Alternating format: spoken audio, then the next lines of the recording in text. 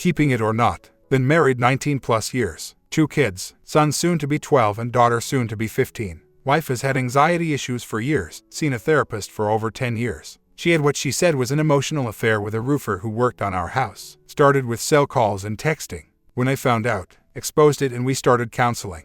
During counseling it got worse. Tracked her via phone GPS. She met him at least twice. Second time, after she knew that I knew about the first, she was at a hotel. I got there within an hour of her arrival. So not sure what happened that day. I made the mistake of telling her I was there and did not have a PI wait and take photos, etc. She still maintains it was only emotional. No physical contact. Of course, I don't believe her. She lied about the phone calls until I proved it. Lied about seeing him again and then the hotel incident. Lied that he was there and they had a room until a PI proved it. Hotel event was June 1st. Other time I know of was May 24th. Cell and texting were March, April. On June 1st, said all the right things to keep me in the home. I'll do anything to fix this. We can work this out. I love you. I realized today I don't want to be with him, then failed to live up to that. We tried to work it out at home but she kept saying she felt too much pressure. I was in and out of the home and eventually left on July 30th. We are supposed to be separated but not dating or seeing other people. This is in PIA where there is not legal separation. She said she's still not sure if she wants to work it out, but says she thinks we will. Doesn't feel the normal love feelings for me anymore, but can't imagine her life without me. Says she could not handle having me back in the home right now. She feels too much pressure when I am there. Not tracking her now. Tracking ended in mid-July. From June 2nd through then, I don't think she saw him. Seems like our marriage counseling is not doing anything to bring us together. I can read her email, she did give me that, and I know she is not using her cell phone, can see that too. But for hours a day she does whatever she wants and gets upset if I ask too many questions, usually more than one. She lost an earlier cell phone, so that phone could still be used with a different number but her affair partner would have to be paying for it. I know she has resentment issues, because of previous issues she had with my mother. Seems like she has those now with me. Says she thinks she can't get past the way she felt that led to the EA. She's not the person I used to know right now. We are in our mid-40s and I sense she is having a midlife crisis as part of this mess we are going through. I am starting to think she is seeing him again and the feelings are being used to justify the continuation of the affair. Thoughts. Forgot to add this. Any pressure by me. I take the hard line on almost anything. Results in her throwing me under the bus in counseling. Uses words like always and never when describing my actions. She really sees just about any pressure from me as too much. I honestly don't think she would respond unless she had divorce papers in her hands. A little more info. Kids are living at home with her. I am with my sister. Tracking stopped because of Google Latitude problems. Can't really afford to rent Pi Tracker. Looking into options listed on this site. Money problems in marriage. Multiple times she had hidden credit cards with 4K or more balances. I think the money situation is transparent now. We closed accounts and we only have one joint checking account. She was exposed to her parents. She hates me for that too. I honestly wanted to work it out, save the marriage. But now I am starting to think it's not a situation that I will ever be able to live in because her resentment issues are very big. We went 13 years with no relationship with my family, mother, stepfather, sister and brother-in-law, because she and my mom didn't get along. I went along with this, I know. Huge mistake. This is why I think it might not be the other guy. But I probably need to track her to be sure. I actually spoke to an attorney and in Pi it doesn't matter if the divorce is no fault.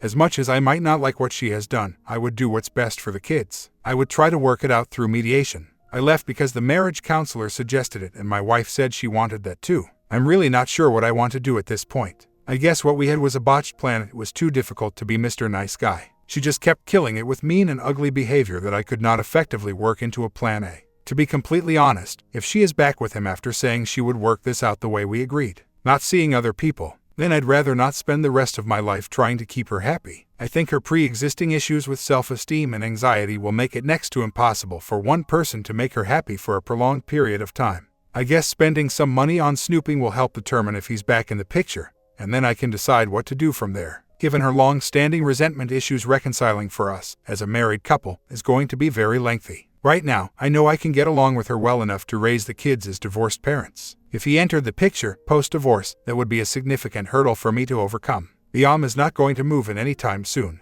My wife has issues beside whatever fog she might be in, and one of those is insecurity. She knows if he moves in, it will raise eyebrows because this guy worked on several homes and quite a few people know him. It would be embarrassing to her, and that would be a huge problem for her. It would be way too obvious what had happened. If we were to divorce, and he was there a year or two from now, I could see that happening. As much as I would hate the idea of him being anywhere near my children, I might have to learn to live with that. But I think we're getting way ahead of ourselves in that respect. I know the idea behind this site is to build and save marriages, but obviously some cannot be saved. People do change, and sometimes that change is not overturned by skillfully manipulating them back to who you want them to be. While I understand the concepts here, and in some, maybe a lot, of situations it really is about coaxing a person back to reality. If a person does have pre-existing mental issues, it may be next to impossible for them to be coaxed. My mother and her did not get along that well, and my wife could not handle my mother. My wife took things personally. My mother was an emotional mess and everybody else had learned to live with that. Looks like I am in for the same ride. My wife could not, and decided she would not associate with my mother. Within a year of my daughter being born, 1997, she told me she no longer wanted anything to do with my mother or anybody that associated with her. She said I never supported her when it came to my mother. There is some truth to me not supporting her enough, and said it was her or my mother. I chose my wife and daughter. It took a year or so for that situation to improve for me. My wife resented me for it. It took a few more years to really see her trust me when it came to my mother. For that time and until just this summer, I did not speak to my mother, stepfather, sister, brother-in-law, and a host of cousins. Basically, any contact with anybody in my family resulted in an argument.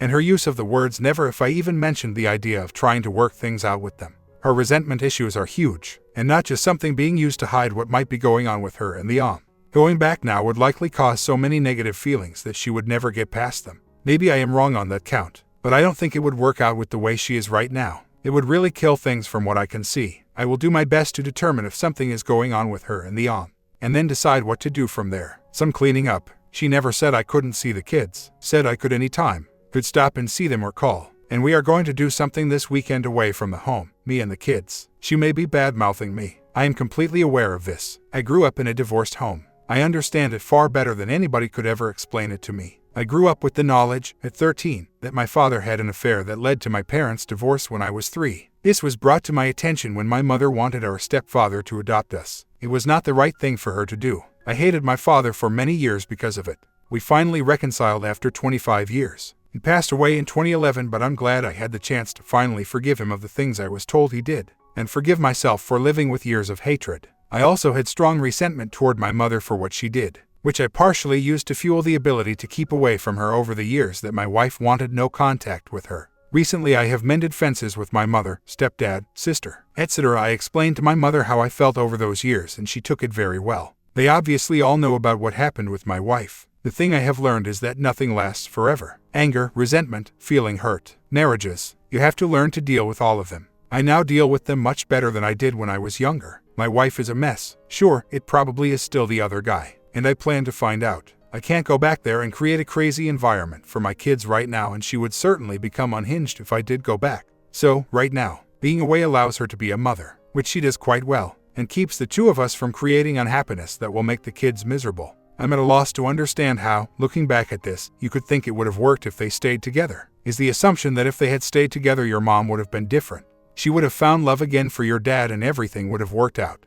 I will always fight for my children, and I will fight for my marriage, as I have since I found out about the phone calls on May 10th. So, she is still with the other guy and I got her to admit it. GPS records she could not deny, and have told her father again. I told him I would only give him the information he wanted and he said he wanted to know. She won't stop seeing him. We had heart to heart, both of us holding hands and crying. Real emotions and discussion. But then when it came time to give him up, she would not. It was a moment that changed everything. The heart-to-heart, the tears, the raw emotions that had spilled out between us, they all seemed to dissolve into nothingness when she admitted she couldn't give him up. That's when I knew. The woman I'd spent nearly 2 decades of my life with, the mother of my children, wasn't the person I thought she was anymore. I felt a cold, hard resolve settles in my chest. I'd fought for this marriage, for our family, with every fiber of my being. But there comes a point when you realize that the battle is no longer worth fighting. That evening, as I sat alone in my sister's house, the decision crystallized in my mind. The next morning, I called my attorney and instructed him to begin the divorce proceedings. It was a decision made not out of spite, but out of necessity, for my own well-being and for the sake of our children. I couldn't let them grow up in a home filled with resentment and deceit. The divorce process was grueling. There were arguments over assets, painful discussions about custody. But throughout it all, I held on to the one thing that mattered most, my children. I made sure they knew they were loved, that they were not to blame for any of this, and that I would always be there for them. When the divorce was finally finalized, and I watched her pack her things, it was with a heavy heart. There was no joy in seeing her leave, only a profound sense of loss and disappointment. But beneath it all, there was also a glimmer of relief. Relief that I was no longer tied to someone who had betrayed me so deeply. Relief that I could start to rebuild my life. I focused on healing, on being the best father I could be. My relationship with my kids deepened. We spent weekends exploring parks, watching movies, and just being together. I also reconnected with my own family, rebuilding bridges that had long been burned. My mother and I had long conversations, healing old wounds. She became a source of strength and wisdom, helping me navigate the challenging waters of single parenthood. My sister and brother-in-law were my rocks, always there to listen and offer support. As for my ex-wife, our interactions were limited and strictly related to co-parenting. I heard through the grapevine that her relationship with the other man didn't last. Part of me felt a sense of vindication, but mostly, I felt sorry for her. She had thrown away a family for a fleeting affair. Life as a single dad wasn't easy, but it was rewarding in ways I never expected. I learned to cook, to braid my daughter's hair, to be present in ways I hadn't been before. I discovered a strength in myself that I didn't know existed. And eventually, I started dating again. It was strange and new, but exciting. I met a woman who understood my past, who respected my role as a father. My comment, trying to be nice in an attempt to win her back, won't work. Are you trying to show her you care about her by abandoning her and the kids because she has an itchy spot in her panties? Won't work. Are you trying to save your marriage, or just willing to hand your wife and your kids over to another man and blog about it? So far, every damn thing you have done so far has failed, and failed miserably. Good thing you went with a different strategy, because the one you had failed. Story 2. Wife planning on leaving, severe depression. Okay, so my wife and I have been married for 5 years and we've known each other about 11. We've been together nearly that whole time. We're neither old nor young, 29, and she has not had any other real relationships. My parents and her parents are both divorced, albeit under very different circumstances. My wife has had problems with depression as long as I've known her. She has been on antidepressants for the entirety of our time together, through both happy and unhappy times. She has bounced around on at least 4 different medications and as many as 6. She has only ever visited general doctors for this, and while many have suggested visiting a counselor, psychologist, or psychiatrist, she only did it once for 2 weeks and stopped for reasons I don't know. We don't sleep together much at all anymore, once going more than a year, and those reasons change all the time. It used to be that the antidepressants removed her physical drive, but now it's because she doesn't feel good. I should note I have zero reason to suspect infidelity on her part. So, our marriage has been increasingly unhappy and getting worse, slowly, though, for a few years. I cook, I clean, and I do a good portion of the pet caretaking as well. My wife is a slob, which used to bother me a lot more than it does now. I have never had a problem doing this. I used to say I'd do it if she would just appreciate it. She doesn't, though, or at least she doesn't say so very often at all. Over the past few years, she said a lot of terrible things to me. For example, that I essentially wasn't fit to be a father. The reasons she gave were obscure and nonsensical. For example, we went to a social gathering, a football tailgate, and I didn't bring anything. It didn't matter that I asked and was specifically told not to bring anything because too much food was already present. Also, why couldn't she bring it? In any case, she has been increasingly yelling at me and holding me to an unreasonable standard that nobody else could or should get held to. I should note that I do most everything around the house. I take care of myself. I have a good job, 2 degrees, and so on. I may not know much about women, but I am pretty sure I'm a good husband. In any case, over the past year it's gotten to the point where I feel like she just can't stand to be around me. She doesn't like where we live, but we can't really do anything about that because of the housing situation. We're underwater. She works from home, full-time, and doesn't like to leave the house. Her friends are several states away, so she doesn't get out much at all. Her general attitude, being constantly miserable, put a strain on things and we decided to seek counseling this January. What we found was that we had communication issues and expressed love differently. Yes, I am aware that these are present in about 99% of the world's happy marriages. After 4 months, she told me that while she felt we were making progress, slowly, she wanted to move out. While she denies it now, she told me that the therapist suggested it. She keeps saying she needs to see if that makes her happy. Moving about 400 to 500 miles away to me seems a lot like leaving. She's basically committed to it at this point. I was able to get her to go to another therapist, and in the first session, we've only had one, the therapist told her that she should definitely seek qualified medical help for her depression, seeing as she's taking so many medications. She also said that her reasons for leaving were not good and urged her to reconsider. My wife now tells me that her therapist, that's what she calls the first counselor, told her not to show any affection towards me because if she's committed to leaving, she shouldn't send any mixed signals. This to me is a giant pile of BS because my wife kept telling me that she still wanted to work on it and she still loves me and I'm an amazing husband. Yet, she won't show me any affection and now treats me like a roommate. She also now refuses to see a psychiatrist because she doesn't believe she needs it. Now, call me crazy, but being on antidepressants for 11 years with mixed results might call for some more serious help.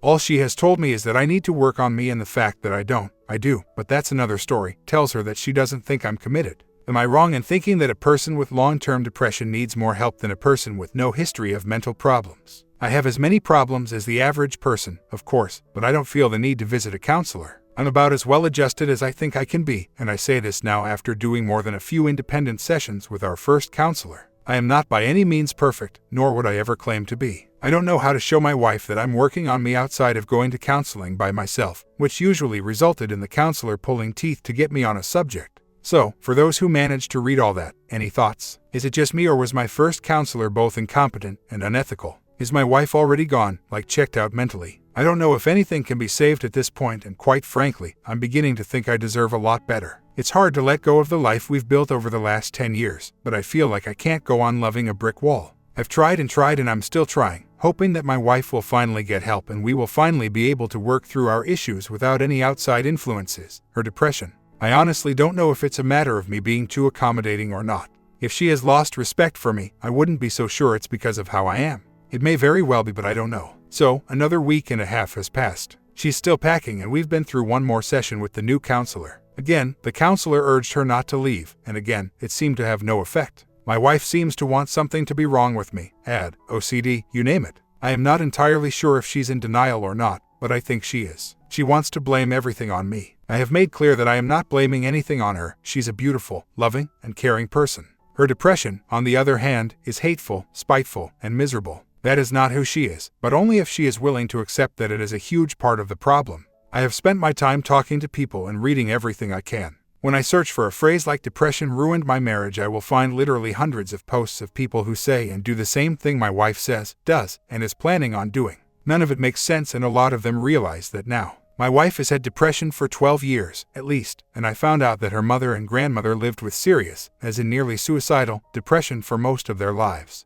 This is extremely painful for me because I cannot for the life of me identify what I did wrong. I'm sure that I do a lot of things that annoy her, and I'm also sure that 100% of the time when two people live together they will annoy each other. I don't want to say I do everything right, but I do my absolute best. I know in my heart that I am not fighting my wife, I am fighting her depression. It breaks my heart to see that the only people in the world who don't recognize this are my wife and her mother. I don't even know if I'm asking anything here. I just wanted to vent a little. This is an enemy I can't even see. Update. My wife left physically 3 months ago. We agreed to separate about 6 months ago and have been on the rocks since probably January. Emotionally, she's been gone for years. She was, and probably still is, deeply depressed, and that brought with it the usual problems. My house is now empty. My life is pretty boring. We had 5 bunnies together, 4 when she left, and I have 1. He is very good company, and I cannot believe how attached I've gotten to him. My divorce is on a timeline, and that should be expiring in about 4 weeks. I don't foresee any difficulty with it since our assets are essentially nothing, and what we do have is already in our own names, and on top of that, roughly equal.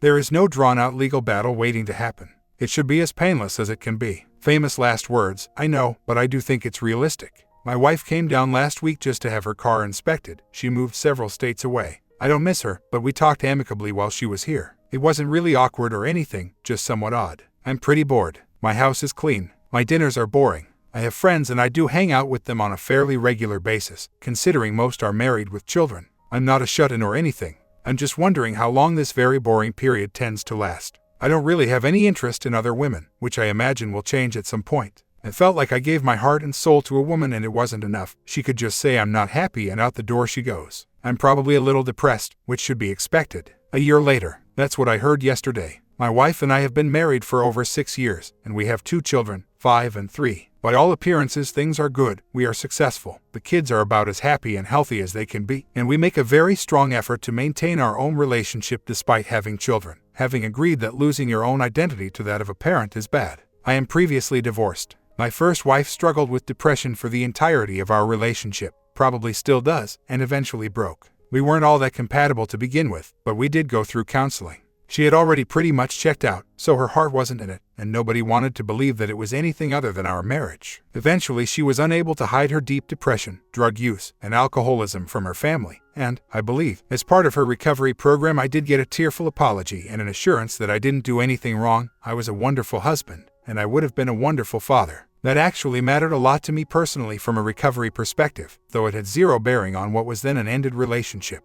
The point of this is not to say much of anything other than I have experience with marriage, divorce, interpersonal conflict, depression, bad relationships, and a lot of things that my current wife does not. I am cautious in how I say this as I don't want to minimize any of her feelings or concerns, but I try to tell her that marriage is work and in relationships there are a lot of things that can go wrong. In all honesty, our present marriage is a lot less work than my previous as we are much more compatible. But for somebody who lacks that experience, there really isn't a way to convey that to them in a way that they will understand. You simply have to go through it. My wife has been swamped with work, which is partly because she lets herself be taken advantage of and partly because she struggles to maintain a healthy work-life balance. She used to work out during the day, and I'm aware of the effects on endorphin levels. She has gained weight and it bothers her, though it's honestly very little and relative to the general population next to nothing. She travels occasionally, and she used to check in frequently. That has gotten less and less, to the point now where she is presently on travel. She doesn't really respond to texts, and if she calls it's less than a minute or so before there's an urgent reason to end it.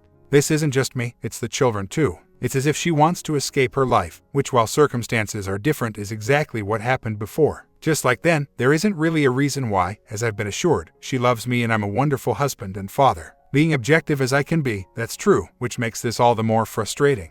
For those wondering, I'm not particularly suspicious of infidelity, though that's obviously a concern and, usually, a reason for something like this. What I don't understand, one of the many things, is how she said this with such a cavalier attitude as if it wasn't an incredibly life-altering thing to say. To me, I'll be honest, a lot of the damage has been done by her even saying that. That may not be fair, but having been down this road, my first thought is regroup, reassemble, start the healing process, and begin moving on, especially keeping an eye on how I need to fill the void that would be left behind in my kids. I guess the main thing I'm not understanding is how you can go from nostalgia for earlier times, which is normal, translates into actually intentionally saying out loud something like that. Sure, I'd have more free time, more disposable income, and much less responsibility if I were single. I think everybody thinks of that. I'm just not sure how you get from there to here. Our physical life has been good, probably better than average, by normal standards, based on age and life situation. I did just call her and she said that she is not having an affair or even talking to other men. I pushed this issue and I will believe her for now. That would have made the conversation very short. The remainder was disjointed and nonsensical. The consistent thread, if there is one, is that she thinks she should be alone and perhaps shouldn't be married because she doesn't think she is in love. I asked her if she had thought about what any of that means, as in what her life would look like if she were on her own. Her friends are all married with children, save for one who has a child but is in the process of divorce. There isn't a single life to go back to. You can't. But understanding that to me is as simple as understanding the sky is blue. You can't go back. Everybody knows that. She sounds broken when she speaks, like she's unable to think clearly. It's honestly like the thought process of a teenager trying to understand romance for the first time. This is very uncharacteristic of her. She has said several times maybe there's something wrong with me, which seems to be eminently true, but I don't know what. I think she actually does not understand the gravity of what she's saying, and I mentioned that the fact that she can seemingly function in any capacity while this is going on is indicative that something is very wrong. No, I don't reason, or chase, or beg, or anything like that. I've been down this road before. I made it clear when she said I need some time to collect my thoughts that the world, including me, does not stop and wait while that happens. Update: tomorrow, she starts her lease. I've accepted that I can't change anything. She's fundamentally incapable of giving me even the most basic of needs in a relationship. Honestly, loyalty, fidelity, and has no desire to try to change if she even could. She's broken. When I'm here going through storage trying to decide what she takes and what she doesn't, concerned about logistics. It's wrong. It's all BS. I should be having a normal night, maybe screwing around watching TV sipping bourbon after we put the kids to bed. But I'm not, because I fell victim to a narcissist's endless con game. Life isn't fair, but it should be fairer than this. I watch this channel, and hear elsewhere, about women putting up with screwing everything, from frequent cheating to incestuous relationships to alcoholism to everything else. Yet in my life, I make good money, I keep myself in shape, I cook, I clean, I do everything I can to maintain the family and marriage, and it means screw all because my wife is broken. I don't have a clue what is and was true. I have no idea whether I am mourning an illusion or actual feelings. I have no clue. This will probably be the last day she ever spends in this house. She wanted to stay here until she moves formally in a few weeks, but since she wasn't going to contribute to the mortgage, the answer to that was no. Why the hell should she be given any sort of benefit of the doubt? Why should I cut her any breaks? If I'm being honest, I am practically begging karma to punch her as hard in the face as is possible without hurting my kids. I want her to be honest with whatever dirtbag men she can find and tell them she doesn't want to be loyal or faithful and just wing it. And then I want them to be the same and leave her when she falls hard. I want that to happen over and over, because I believe in justice. I believe in right and wrong. And despite what I see in the world and have seen for my entire life, I want wrong to be punished, big or small. A year later, after we separated, she more or less read to me from the DSM on NPD, right down to the root cause. She had at least an emotional affair once I was exhausted as a supply, and she chose to leave and end the relationship instead of try at all. I did not know then whether I would be capable of forgiving her, and I said only that I was willing to try to honor my vows and commitment. She was not. Now, in hindsight, she was not a good partner. She is immature and selfish, and was during the marriage. It was not anything I couldn't handle, though whether I should have or not is another story. She not only thrived on the attention and affirmation of others, her insecurities made it an addiction. Again, a hallmark of narcissism. I am not sure I have told even the entire aggregate of my audience, in person or online, the things she said and did once she made it her mission to end the relationship. Aside from what she did prior to leaving, she did everything she could to make sure I knew it was over. What I said last night was that she took her little spaceship to a safe distance and nuked it from orbit. It's dead. It isn't coming back. I was actually fairly quick to recover. I did not know what to expect, as while I was married before to an addict who struggled with depression and was badly hurting when she left, it was not like this when we split. I had never been in a relationship where the partner made every effort to end the relationship and not one to save or nurture it. She succeeded in that regard. It in fact has been that way for months, and while I and others did everything we could at the time to try to encourage her to seek therapy and counseling while there was a chance she did not listen. She was so sure. We have 2 young children that we share physical custody of, so there is no opportunity for avoidance. I have told her many times that I did not, and do not, want to be friends. She had mentioned on occasion that she was lonely and not doing very well. In September, her father died unexpectedly, motorcycle accident. This week, we are putting her dog down, a dog that was essentially mine for almost 9 years. She is and has been a mess, and I had noticed over the past month or so that she would try to talk to me for no real reason.